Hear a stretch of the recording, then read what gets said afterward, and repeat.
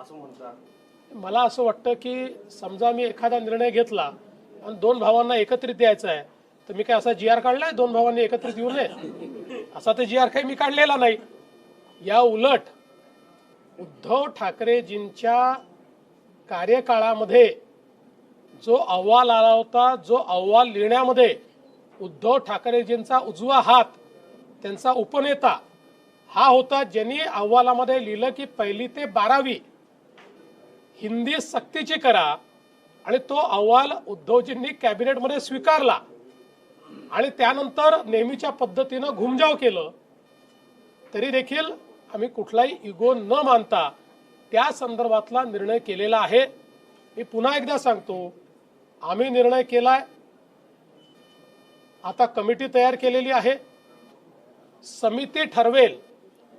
आम्ही कुठल्या पक्षाचं हित बघणार नाही, आम्ही महाराष्ट्राच्या विद्यार्थ्यांचं हित बघू आणि विद्यार्थ्यांच्या हितात जे असेल तोच निर्णय महाराष्ट्राचं सरकार घेईल, कोणाच्याही दबावापुढे झुकणार नाही.